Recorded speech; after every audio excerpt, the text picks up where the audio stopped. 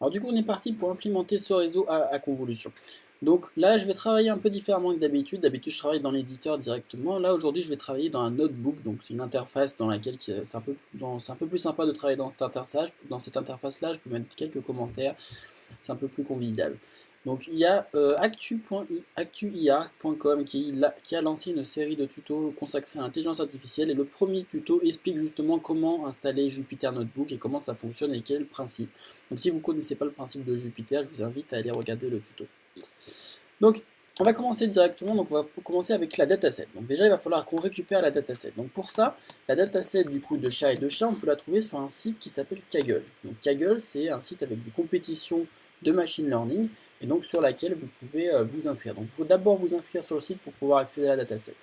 Une fois que vous êtes inscrit sur le site, vous tapez cat dog et normalement vous devriez pouvoir trouver dog vs cat.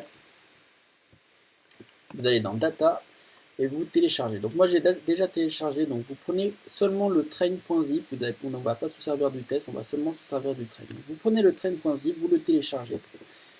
Une fois que vous l'avez téléchargé, donc moi je vais le mettre dans mon dossier actuel, donc c'est le dossier qui est juste à côté de mon notebook. Donc vous, si vous travaillez avec un éditeur de code classique, vous auriez ici votre fichier Python. Et donc moi je vais mettre mon fichier d'entraînement ici. Vous l'ouvrez et on va du coup extraire le contenu de ce fichier dans le dossier. Hop, voilà, du coup c'est extrait, donc on a maintenant notre dossier d'entraînement. Donc en fait si on regarde là-dedans, on a plein d'images en fait de chats et de chiens. Donc la différence entre un chat et un chien au niveau de la nomenclature des images, c'est que du coup les chats, donc c'est plus 4 quelque chose.jpeg, donc hop, une image de chat. Et les chiens, du coup, ils doivent être après, voilà. Là, j'ai donc tous mes chiens. Donc, dog. Voilà, donc là, j'ai mes images de chat et de chien. Donc, du coup, ce que je vais faire, on va déjà commencer par importer les dépendances qu'on a besoin. Donc, je vais utiliser Glob. Donc, Glob, ça va me permettre de pouvoir lister directement toutes les images qui sont dans mon dossier. Ensuite, on va avoir besoin de NumPy pour gérer nos vecteurs et nos matrices. On va avoir besoin de pile, c'est from pile, d'accord, image. On va avoir besoin de matplotlib pour pouvoir afficher les images, pour pouvoir les visualiser. Donc matplotlib.pyplot en tlt. Et enfin, on va avoir besoin de OS pour pouvoir naviguer dans notre dossier. Donc du coup, je vais créer déjà deux tableaux. Donc un premier tableau qui va être mes targets. Donc dans mes targets, je vais stocker est-ce que cette image-là, en fait, c'est un chat ou un chien. Et je vais stocker dans un autre tableau mes features, donc mes features qui vont être les pixels de l'image. Je vais maintenant ouvrir du coup tous mes fichiers qui sont à l'intérieur de mon dossier train que je viens d'extraire. Donc je vais prendre train all.jpg. Donc maintenant que j'ai fait ça, je vais parcourir du coup tous mes fichiers que je viens de lister. Donc for file in file, on va commencer juste par un fichier. Donc voilà, là on voit que du coup ça m'a automatiquement listé toutes mes images. Donc là je vois directement qu'elles sont voilà, elles sont dans l'ordre du coup dog, j'ai toutes mes images de chat et de chien. Voilà. Du coup ce que je vais faire moi c'est que je vais stocker du coup tous les pixels d'une image à l'intérieur de mon tableau donc feature. Donc pour ça, pour ouvrir une image, je vais faire donc image.open. Donc là je vais ouvrir directement une image. Ce que je vais faire c'est que je ne vais pas utiliser du coup l'image complète parce que c'est des images qui sont assez grosses, donc on ne veut pas forcément garder la taille originale. Donc on va utiliser du coup directement une fois qu'on a fait resize pour pouvoir resizer notre image. Et on va utiliser une taille de 75 par 75. Et ce sera tout. Une fois qu'on a fait ça, du coup on peut ajouter du coup notre image à notre tableau de features. Ensuite, ce qu'on va faire, c'est qu'on va ajouter, donc en parallèle de tableau, donc on va avoir en fait un tableau qui contient toutes les features, et en parallèle, on va avoir un autre tableau qui contient le label associé à chacune des images qui est dans le tableau de features. Donc on a une association comme ça, donc deux tableaux qui, l'indice 2 ici correspond à l'indice 2 dans l'autre tableau. Donc là ici, ce qu'on va faire, c'est qu'on va créer du coup la target. Donc on va utiliser un one-hot encoding. Donc one-hot encoding, je l'avais déjà utilisé dans la vidéo précédente. Pour rappel, c'est une manière de représenter en gros les données quand on a différentes classes. Et donc l'idée c'est qu'on a un tableau comme ça. Mettons qu'on a 5 classes différentes. C'est qu'on a un vecteur de 5 nombres comme ça, qui sont tous à 0, et mettons que ce soit la classe numéro 0, on aura un 1 ici. Si c'est la classe numéro 1, on aura un 1 ici. Voilà, c'est une manière de représenter nos valeurs quand on a plusieurs classes. Donc là, pour le coup, on va mettre 1, 0, mettons si c'est un chat. Donc if cat in file, donc si dans le nom il y a file, il y a cat. Et sinon, on va faire un 0, 1. Pour l'autre classe, donc dans ce cas-là, ce sera un chat. Et enfin, on ajoute du coup à notre tableau final de target, on ajoute target. Voilà. À la fin, on va finir, je vais du coup transformer du coup toutes mes features en tableau NumPy. Ce soit plus facile pour le manipuler par la suite, et je vais faire pareil du coup pour target.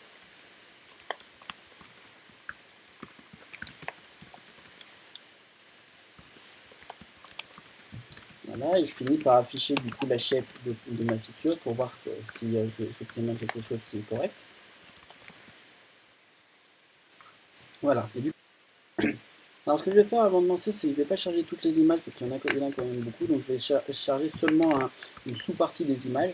Donc là pour le moment je vais charger par exemple que 500 images et je vais mélanger du coup juste mon fichier pour que ce soit, on avait vu que c'était dans l'ordre, donc c'était tous les chats d'abord et tous les chiens d'abord, donc je vais tout mélanger et ensuite je vais charger que les 500 premières images. Donc du coup je vais importer la librairie random et je vais faire, là ça va être random.shuffle. Voilà, et du coup là normalement je devrais avoir du coup une liste qui est mélangée. Hop, hop, futur. Et du coup, hop, random.shuffle les files. Hop. Du coup là maintenant ça va charger du coup les 500 images, donc ça devrait être un peu plus rapide. Donc là on a une petite erreur ici, notre image. Donc là oui, donc là du coup il faut bien transformer ça en NumPy array. Hop. Et voilà, du coup on voit qu'on a bien nos 500 images en fait, donc les 500 images qui sont resizées, qui sont redimensionnées en 75 par 75 par 3, parce que du coup on a les couleurs, on a gardé les couleurs RGB. Donc vous pourrez faire des tests quand vous ferez votre classification, d'enlever en fait les couleurs tout simplement pour avoir une image en fait en niveau de gris, au lieu de garder les trois couleurs, mais là pour ce test là on va les laisser. Donc on a bien 500 images de 75 par 75 et de 3 couleurs. Et pour chacune de ces images-là, on a un label qui est associé, donc qui est la target, et qui est donc un target sous forme de one-hot encoding, qui est du coup de cette forme-là.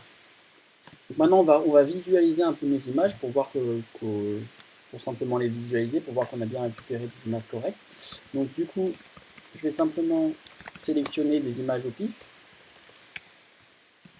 en int, hop. Donc du coup, for a in. Donc là, je vais sélectionner, en gros, là, je vais générer en fait, de manière aléatoire en fait, une série de nombres qui sont en fait dans ma dataset. Donc là, je vais générer des nombres entre 0 et la longueur de mes targets, donc dans toutes mes images possibles. Hop, range, donc là, je vais en sélectionner une dizaine. Et ensuite, du coup, maintenant, je vais les associer. Donc, je vais faire plt.imshow de features. Et là, du coup, je sélectionne l'image qui a été sélectionnée automatiquement. Hop. Et donc là, c'était des parenthèses ici. Hop, on doit être bon. Voilà. Du coup, on voit qu'on a donc nos images. Donc, on a des chats, chiens, chats. Hop, voilà, on a des images un peu de chacune des classes. Donc maintenant, ce qu'on va faire, c'est qu'on va séparer nos images en fait dans un jeu d'entraînement et un jeu de validation. Donc pourquoi on fait ça? L'idée, c'est qu'on s'entraîne toujours en fait en ayant un jeu de validation à côté pour pouvoir tester qu'on ne fait pas de l'overfitting sur notre jeu d'entraînement. L'overfitting qui est donc d'apprendre par cœur en fait tout simplement les images au lieu d'apprendre en fait une signification, d'apprendre à généraliser ce qui est appris, et contrairement à simplement apprendre par cœur qui n'est pas de la généralisation. Donc pour ça, on va simplement utiliser sklearn. Du coup, on fait from sklearn.model sélection import train test speed. Donc ça, c'est une fonction en fait automatique qui va nous permettre de tout simplement, alors from, je ne connais pas train, train, qui va nous permettre en fait tout simplement de partager notre dataset en fait en deux parties, une partie d'entraînement et une partie de test. Donc là, nous, c'est validation à la place de test, mais ça marche pareil. Donc la fonction, elle va nous renvoyer d'une part nos features d'entraînement, nos features de validation, ensuite nos labels d'entraînement et nos labels de validation.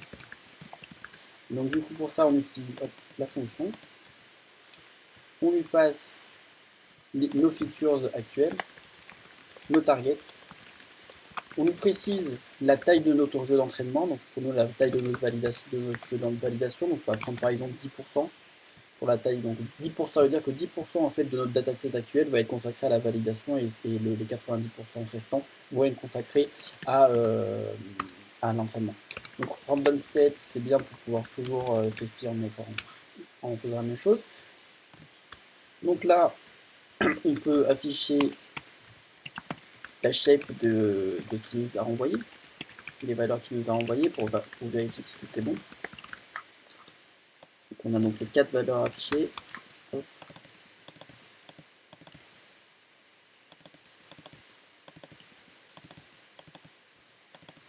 Hop, hop, hop. Voilà, donc Xtrain, on a du coup 450 images de 75 par 75. Pour la validation, on a 50 images. Et pareil, pour du coup, associativement, les labels pour l'entraînement, on en a 450. Et pour la validation, on en a 50.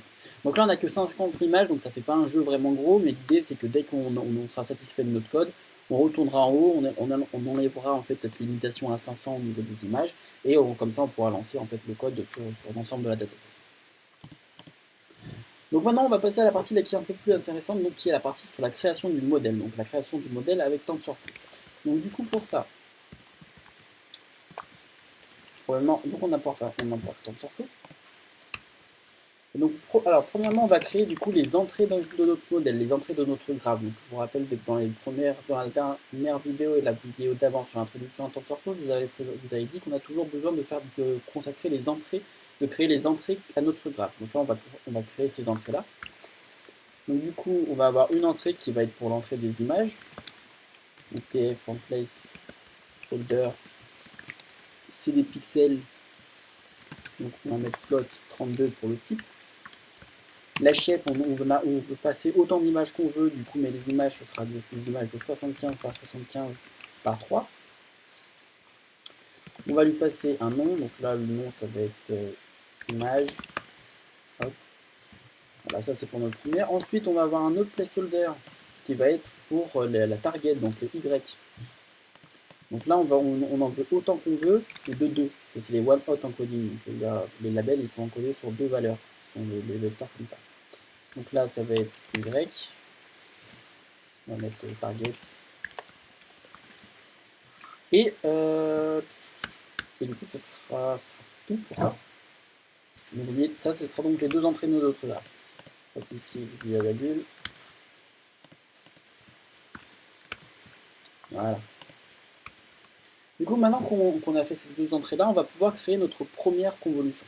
Donc, comment on crée une convolution? Donc, je vous rappelle du coup de la dernière vidéo, le but, ça va être de créer des filtres. Donc, on a notre image et on a un filtre qui va regarder pile à cet endroit-là. Donc, pour créer les filtres, on va utiliser tf.variable. Donc là, on va déjà créer des variables. En fait, notre filtre, qu'est-ce que c'est? C'est des poids et un bias. Et donc du coup, qu'est-ce que c'est les poids et les bias? C'est un ensemble de variables en fait que après le TensorFlow va devoir ajuster. Donc du coup, dans notre variable, comment on initialise notre variable? On l'initialise en utilisant concaten normal. Concaten normal, du coup, il faut lui passer du coup la shape de la variable qu'on veut. Donc du coup, la shape, comment on va faire? On va déjà définir la taille de notre filtre. Donc mettons qu'on veut créer un filtre de 8. Donc normalement, on veut un filtre de taille 8. Donc, ça va être un filtre de taille 8 par 8, donc en largeur et en hauteur. Donc 8 par 8. Ensuite, on va devoir lui dire combien combien on veut créer de filtres comme ça par rapport à l'image d'avant. Donc je m'explique. C'est-à-dire que l'image d'avant est composée de trois channels. Ce qu'on appelle channel, c'est les couleurs. Donc du coup, c'est une image en RGB. Donc il y a 3 channels. Donc du coup, pour chacun des channels, on veut créer un set de filtres. Donc ça veut dire qu'il y a des filtres qui vont se consacrer sur un channel, un autre filtre qui va être consacré sur un channel. Donc du coup, on va créer des filtres de 8 par 8 et on va en créer 3, un par channel de l'image précédente. Donc comme dans notre image il y a 3 channels, ici on crée des 3 filtres de 8 par 8. Donc 8 par 8 par 3. Et enfin, on veut dire combien de filtres est-ce qu'on veut créer. Combien de filtres est-ce qu'on veut créer. Donc là, pour commencer, on va en créer 32. Donc ça, c'est pour notre première variable. Donc ça, c'est les W filters. Voilà. Là, c'est pour nos premiers filtres. Donc du coup, si j'affiche ici la W filter, on a bien du coup une variable qui a été créée et qui est de shape, du coup 8 par 8. Donc on a les filtres de 8 par 8. On en a par channel de l'image précédente, on a 32 filtres de 8 par 8. Voilà, c'est bien de le dire comme ça. C'est par channel de l'image précédente, on a 32 filtres de 8 par 8. Et ensuite, du coup, pour chacun de ces filtres-là, il faut rajouter un bias. Donc du coup, on va rajouter B filters. Et du coup, ça va être à peu près la même chose. La différence, en fait, c'est qu'ici, on va simplement mettre 32 parce qu'on a 32 filtres. Voilà. Du coup, si on affiche ça, hop.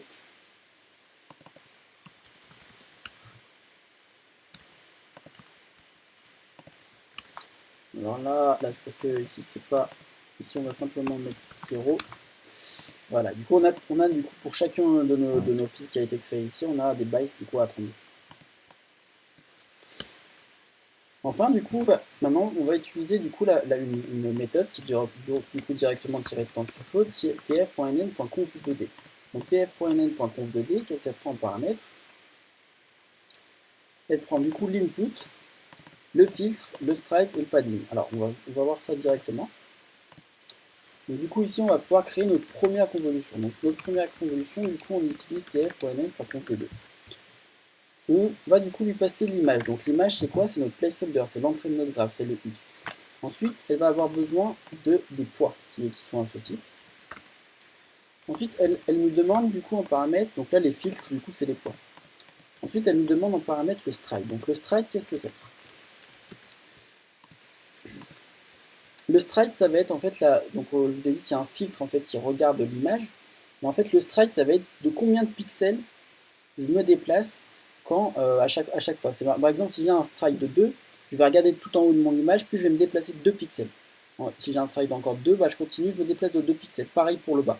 Mettons que j'avais un strike de 5, je vais me déplacer beaucoup plus rapidement vers la droite. Du coup, l'image en sortie que je vais produire de mon filtre, elle sera du coup beaucoup plus petite parce que du coup, je me serais décalé beaucoup. Donc j'aurais peut-être loupé des informations, mais du coup, j'aurai aussi une image plus petite. Donc voilà.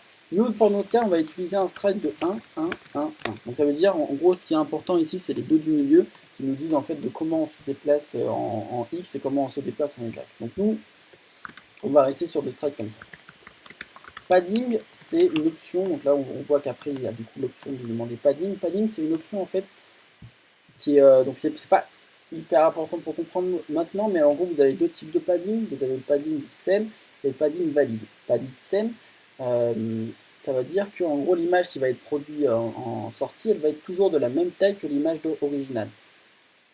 C'est-à-dire que mettons que le filtre il arrive aux bordures de l'image, plutôt de s'arrêter et du coup de produire une image plus petite, il va quand même continuer et considérer qu'il y a des zéros tout autour de l'image pour pouvoir créer une image à la fin qui est de la même taille. Donc, du coup, là, dans notre cas, on va utiliser SEM et on fera juste une petite différence pour montrer qu'en fait, que si on utilise valide, en fait, ça crée des images qui sont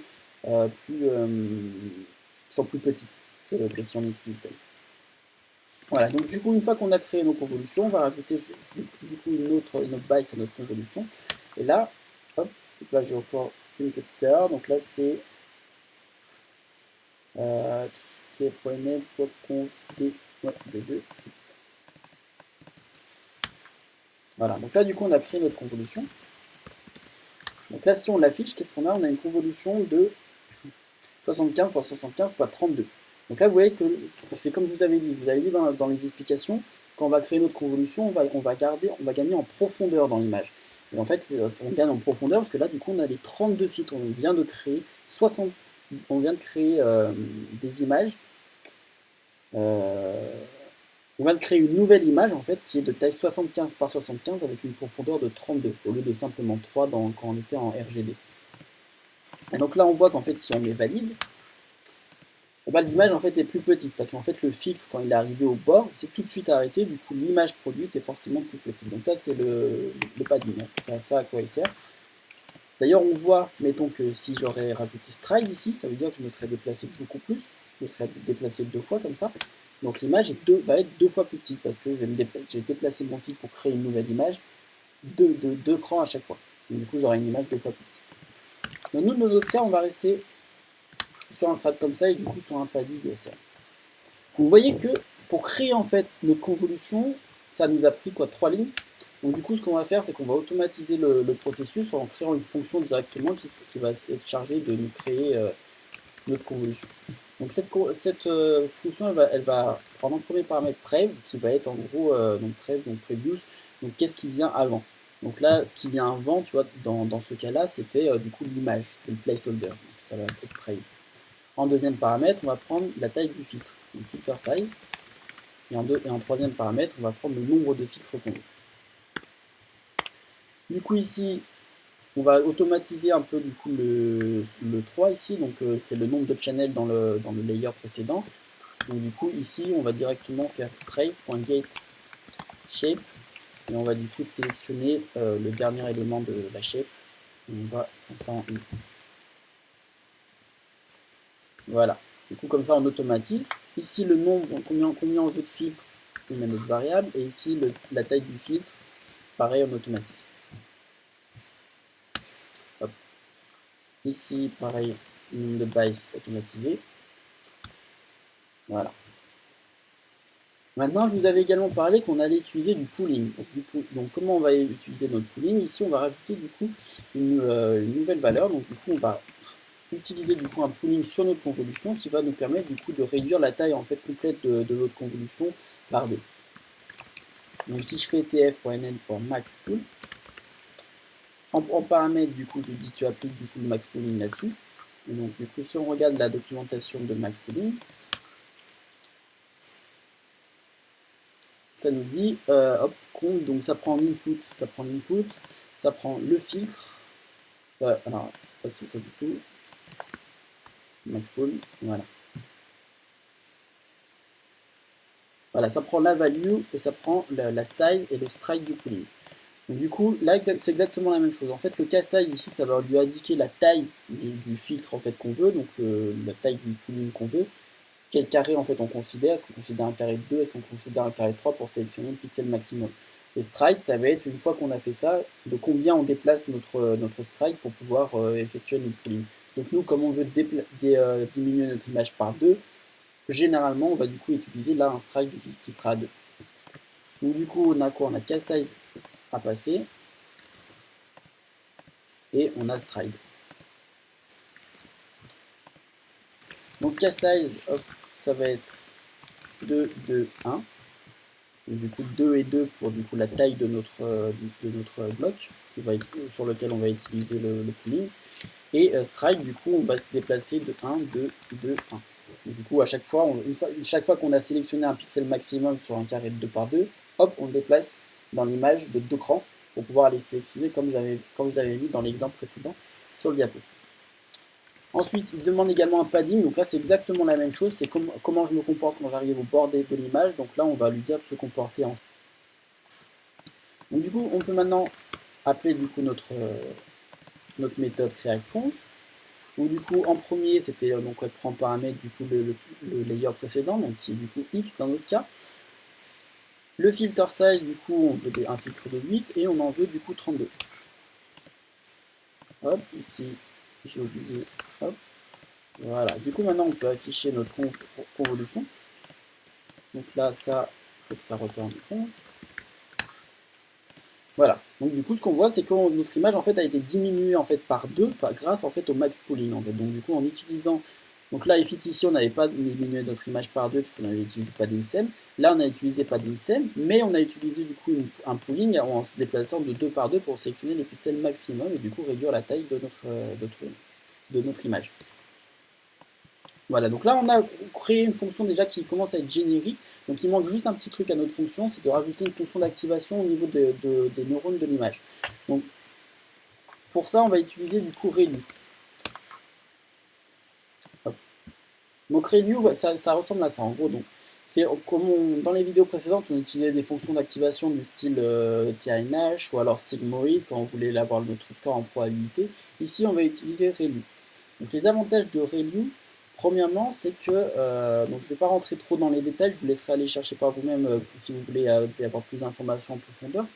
Mais ReLU, c'est une fonction d'activation en fait, qui va vous permettre de créer en fait, une sorte de machine à état dans votre réseau de neurones, c'est-à-dire que vous allez pouvoir avoir en fait, des neurones en fait, des fois qui sont complètement à zéro et des fois pouvoir garder des valeurs linéaires sur d'autres endroits. Donc vous pouvez avoir en fait, des combinaisons en fait, de machines à état dans votre réseau, donc vous pouvez avoir en fait, un réseau de neurones qui produit en fait une fonction qui est non linéaire. Et du coup, ça donne encore plus de puissance, on va dire, de calcul pour le réseau de neurones. Alors forcément, il y a également des problèmes avec ReLU. Il y a des avantages et des problèmes. Les problèmes, ça va être par exemple quand vous allez entraîner votre réseau avec de la backpropagation, il peut avoir des fois des neurones en fait, qui finissent morts et qui finissent toujours à zéro en quelque sorte. Donc ça, c'est problématique. Par contre, ça a des avantages. Par exemple, ça favorise, ça contre ce qu'on appelle le Vanish gradient problème, qui est un problème qui apparaît souvent quand par exemple, on utilise TNH ou alors sigmoïde, en fait, où le gradient, en fait, quand vous faites la backpropagation, devient trop petit et finalement, en fait, votre réseau ne s'entraîne plus. Donc, ReLU, ça contre en fait ce genre de problème-là. Donc, il y a des avantages et des inconvénients, mais du coup, généralement, dans les réseaux à convolution, on retrouve des ReLU. Donc, pour utiliser ReLU, c'est tout simple. ctf.nn.relu et là on met la conve. Vous voyez que ça ne change rien vraiment ici au niveau de la taille, ça ne change rien évidemment, c'est juste une fonction d'activation qui se met sur nos neurones. Donc là on a notre convolution, donc là on est capable de créer un bloc de convolution, une activation et un pooling directement. Donc là du coup ce qu'on va faire c'est qu'on va créer du coup plusieurs convolutions qui suivent. Donc une fois, c'est à la suite de cette convolution là, j'en rajoute un autre. Donc là on va rajouter maintenant des fils de 5 par 5 et on va en ajouter plus en fait. Donc plus en fait on va avancer dans notre convolution, plus on va gagner en profondeur en fait. Plus on va aller en profondeur, mais plus on va réduire la taille de notre fil pour pouvoir analyser des petites parties en fait de l'image. Du coup on va rajouter un, deux, on va rajouter plusieurs. Hop. Hop, 128, 256 et on est. Et hop. Et ouais, ça suffira peut-être pour. Voilà. Et donc là, du coup, c'est parce que j'ai mis ici X. Donc là, c'est du coup, à la place de X, c'est prêt. Du coup, prêt pour pouvoir bien remplacer ici. Du coup, voilà. Donc là, je me retrouve, du coup, après toutes ces convolutions, avec, du coup, des filtres, du coup, de taille de 3 par 3 de 256. Donc ça veut dire que j'ai une image, en fait, à la fin qui est seulement de 3 par 3, mais de profondeur 256. Donc là, maintenant que j'ai ça, je vais pouvoir, donc on en est au niveau du diapo, là où on était à la fin de notre convolution, et on veut maintenant aligner tout ça pour avoir seulement un vecteur en fait sur lequel on va pouvoir créer un simple réseau de neurones dessus. Donc pour pouvoir simplement aligner en fait ce vecteur-là, on va pouvoir transformer cette convolution et l'aplatir. Je vais utiliser TensorFlow.contrib.layers, import flatten. Donc du coup, grâce à Flatten, je peux directement en fait aplatir ma convolution dans un seul vecteur. Donc du coup, maintenant si j'affiche contrib Donc là maintenant si j'achète donc flat, qu'est-ce que j'ai en fait un vecteur qui est de j'ai un vecteur de 2300 valeurs. Voilà, du coup maintenant, donc là c'était du coup pour la partie qu'on... Moi maintenant je vais créer mon fully connected layer. Donc c'est un réseau du coup de neurones classique comme on a fait dans les vidéos précédentes. Donc pour ça je vais avoir besoin de W1, donc du coup ça va être l'ensemble de mes poids. Donc pour ça on va faire tf.variable, donc on va simplement reprendre ici ce qu'on avait fait. Et là du coup la shape va pas du tout être, va être beaucoup plus simple, en fait ça va être le nombre de neurones de la couche précédente. Donc du coup le nombre de neurones de la couche précédente c'est flat.get shape. Hop. 1. Hop. Int. Et du coup le nombre, donc là ce qu'on va faire c'est qu'on va créer une couche intermédiaire avant de faire notre prédiction. Donc sur la couche intermédiaire on va mettre 512 neurones. Donc là comme ça on a notre hop, on a notre premier poids. Variable.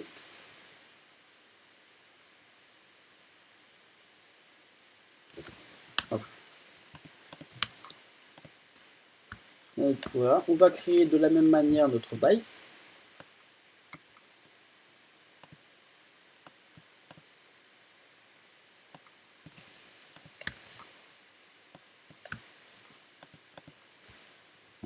Hop, et du coup pour la shape, on va mettre du coup 521, du coup 1 par neurone.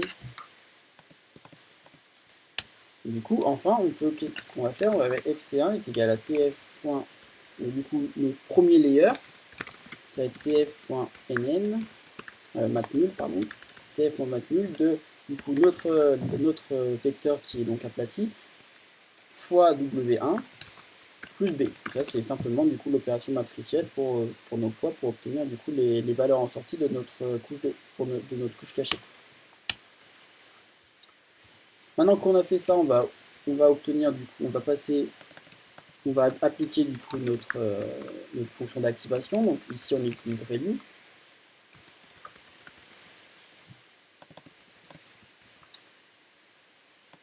Et enfin, qu'est-ce qu'on va faire? On va créer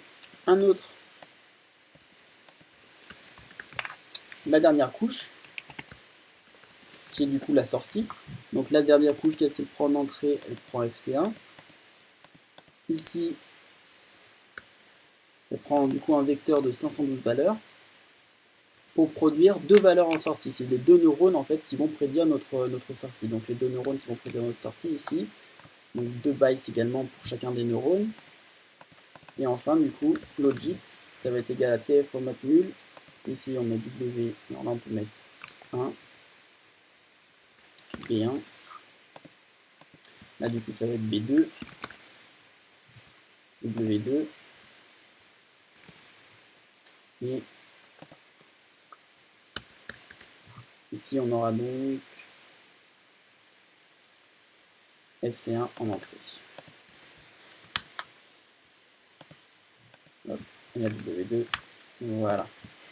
Donc là, on est bon. Donc maintenant, qu'est-ce qu'on va faire? Une fois qu'on a du coup nos valeurs, du coup on a les valeurs de nos deux neurones, on va utiliser le softmax du coup pour avoir une valeur qui est normalisée et où la somme en fait des deux neurones va être égale à 1 pour avoir notre vecteur sous forme de probabilité comme on l'a fait sur la vidéo précédente.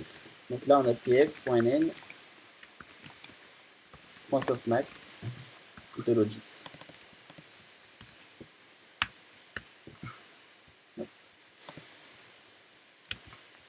Voilà, donc voilà, là on a créé du coup grâce à ça une premier jet en fait d'un premier réseau à...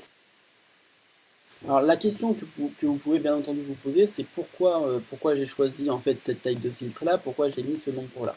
Alors là en fait j'ai mis des nombres en fait et des nombres de fils, des tailles de fils qui généralement conviennent pour pouvoir créer un premier prototype d'un réseau à convolution. Il faut savoir en fait que le score qu'on va pouvoir espérer avoir en fait avec un réseau à convolution comme ça, il va être assez minime. Il va être meilleur qu'un réseau normal, qu'un réseau de neurones normal, mais il va être assez minime dans le sens où pour avoir vraiment un résultat correct, il faudrait passer du temps à chercher en fait exactement la bonne architecture de réseau à convolution à adopter pour ces images-là. Donc là, c'est pas le but vraiment d'aller approfondir d'aller approfondir ça. Là, le but, c'est de vous montrer un exemple de comment on peut créer ces réseaux à convolution. Donc voilà, comme ceci. Donc finalement, maintenant, il nous reste deux étapes. On a l'étape, en gros, on va créer l'erreur. On va créer l'erreur pour pouvoir dire à notre réseau, à TensorFlow, tu minimises cette erreur et du coup, il va ajuster tous les poids qu'on vient de créer. Donc les variables qu'on a créées ici, ici, ici, là. Donc les bytes, c'est les variables. Et une fois qu'on aura fait ça, on pourra lui dire tu minimises l'erreur et après, on pourra du coup on pourra après du coup parcourir un autre dataset pour aller entraîner le réseau. Donc pour ça, je vais du coup définir mon erreur. Donc mon erreur, ça va être du coup cross entropy. Donc cross entropy, je vais utiliser la fonction cross entropy softmax de TensorFlow. Donc c'est cette fonction en gros qui calcule en gros l'erreur par rapport au softmax. Donc est-ce qu'ils ont mis la formule là? Ils n'ont pas la formule ici, mais voilà, l'idée c'est tout comme les formules d'erreur qu'on utilisait avant, celle-ci en fait elle se base sur softmax pour définir une erreur qui du coup à minimiser. Donc cette erreur elle prend cette fonction elle prend deux variables, donc du coup elle va prendre les y qui sont du coup les targets, donc ça va être notre objectif, et elle prend logit. Donc là il faut faire attention, pas lui passer softmax, il faut bien lui passer logit, parce qu'après elle applique cette fonction d'erreur applique le softmax par elle-même sur logit. Enfin du coup notre opération, ça va être de réduire la moyenne en gros de toutes les erreurs, donc la reine. Dire le cross entropy. On va se rajouter une petite métrique pour pouvoir facilement regarder si notre réseau de neurones fonctionne bien. Donc on va rajouter l'accuracy. Tester l'accuracy. Là, c'était le loss.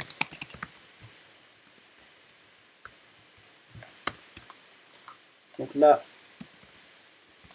il faut définir ce que c'est une prédiction correcte.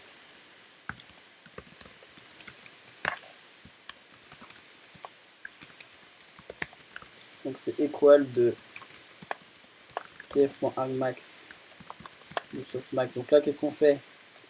On sélectionne en fait la valeur maximum de notre softmax, donc la valeur maximum en fait que notre réseau il a prédit.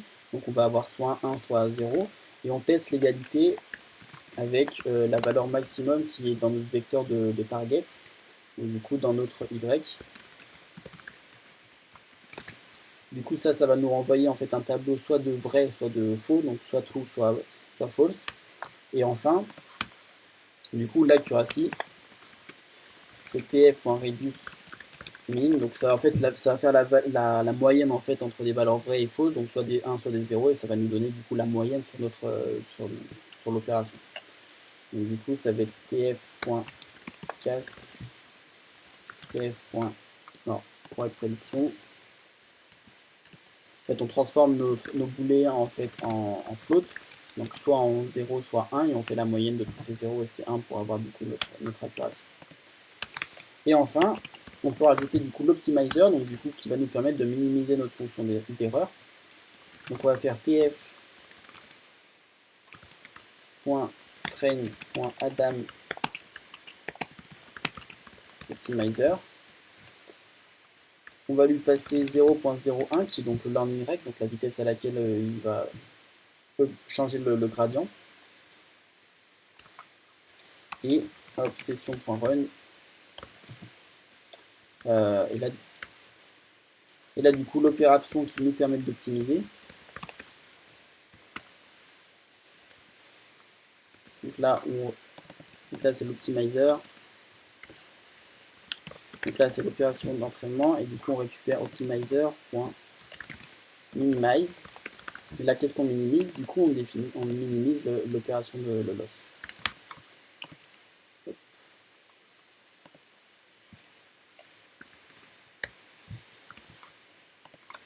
Hop, égal. Là c'est Adam Optimizer. Voilà. Du coup maintenant qu'on a notre erreur, on va pouvoir définir du coup notre entraînement. Vous allez voir que ça va être assez simple finalement, c'est que Déjà, premièrement, on va définir la taille de nos batchs. Donc la taille de nos batchs, du coup, mettons, ça va être 200, on va mettre 100. Donc, la taille de nos batchs, ça veut dire qu'en fait, on va prendre un lot de 100 images et on va l'envoyer en fait dans le craft TensorFlow. Et sur ces 100 images-là, il va faire une backpropagation pour pouvoir changer la valeur des variables. Et on va lui envoyer sans cesse des batchs de 100 comme ça, ce qui va minimiser, et au fur et à mesure, il va du coup permettre d'ajuster les variables pour pouvoir minimiser l'erreur sur l'entraînement. Et on espérera du coup que ça minimise l'erreur sur le test également. Du coup là je vais créer du coup ma session TensorFlow. Et du coup session.run de df.global variable initializer.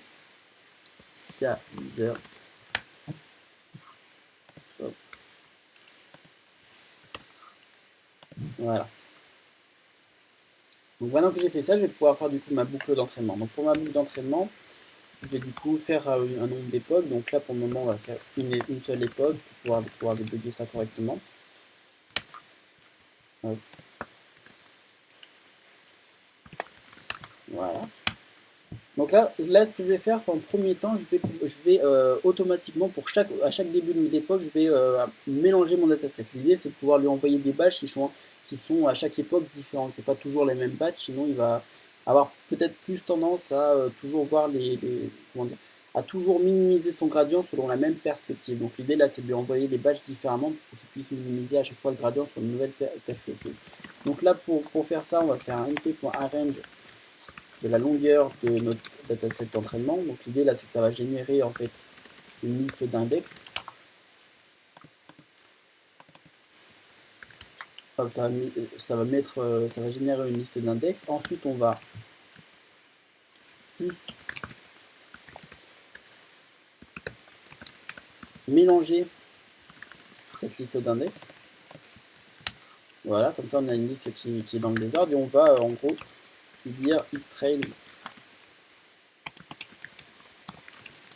égale xtrain de index. Donc comme ça en fait ça va mélanger automatiquement le xtrain et on va mélanger en fait selon le même ordre en fait les labels qui sont associés dans l'entraînement, donc xtrain. Comme ça en fait on mélange en fait comme ça les deux listes en fait, les labels associés et les features en fait de la même manière pour pas perdre les relations entre les deux tableaux. Donc une fois qu'on a fait ça, on va du coup parcourir en fait du coup toute notre dataset d'entraînement. Donc on va la parcourir en fait petit à petit, batch par batch. Donc du coup on va aller de 0 jusqu'à la longueur maximum qu'on a dans l'entraînement. Et à chaque fois la step pour pouvoir, on va itérer la step, ça va être du coup la taille de notre batch, le batch size. Donc du coup là pour pouvoir l'entraîner, on va faire un session run du coup de l'opération d'entraînement. On va lui donner les dépendances qu'il a besoin. Donc du coup, quelles sont les dépendances qu'il a besoin? Il a besoin de X et il a besoin de Y. Donc X, qu'est-ce que c'est? Ça va être du coup notre batch. Donc là, on est capable, grâce à cette boucle, de créer en gros notre batch. Donc il va être égal à xtrain de B jusqu'à B plus batch size. Comme ça, en fait, on va se déplacer en fait comme ça. On a de B. À chaque tour de for, on va passer là, là. Et du coup, à chaque tour de for, on va sélectionner de là à là. Comme ça, tac, tac, tac. Du coup, là, on a notre batch. Donc là, le batch, ça va être du coup la dépendance X qu'il a besoin pour exécuter l'opération. Et Y, du coup, ça va être exactement la même chose, mais en sélectionnant du coup les Y traits.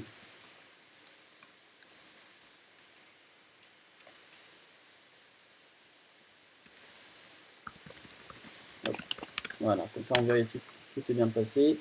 Alors, batch size not defined, hop, c'est ici.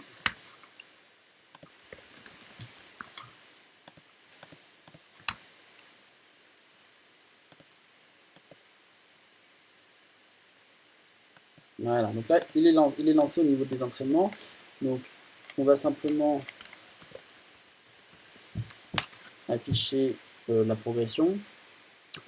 Donc, B est égal à %S. Hop. Et on va afficher la longueur de xtrain.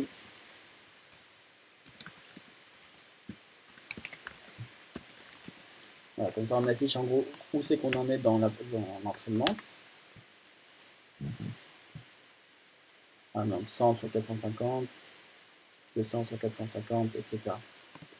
Donc, ce qu'on va faire, c'est que toutes les époques, donc à la fin de chaque époque, ce qu'on va faire, c'est qu'on va mesurer à quel point on performe sur la dataset de validation. Donc sur la partie, voilà, sur la partie de validation, parce que ce qui nous intéresse, c'est les performances qu'on fait sur la validation et pas les performances qu'on fait sur l'entraînement. Donc à la fin de chaque époque, ce qu'on va faire, c'est qu'on va faire un tableau, en fait, on va itérer à peu près en fait, exactement de la même manière qu'on a fait ici, sauf qu'on va itérer sur la validation. Donc x valide, et là, batch, ça va être pareil sur x valide.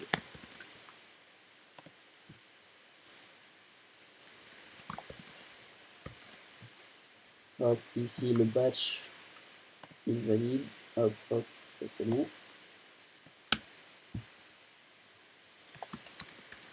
Du coup ici ce qu'on exécute c'est pas l'entraînement, du coup c'est l'accuracy pour obtenir en fait l'accuracy juste sur cette partie là, sur ce batch là, et on va ajouter du coup l'accuracy sur ce mini batch à une liste un peu plus grande. Hop. Et à la fin on va afficher MP.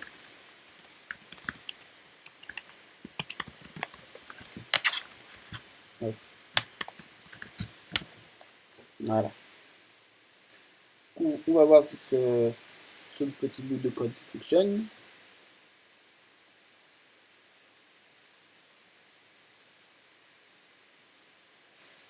Ah, là du coup, hop. Ici, je m'étais trompé. Voilà, pour relancer.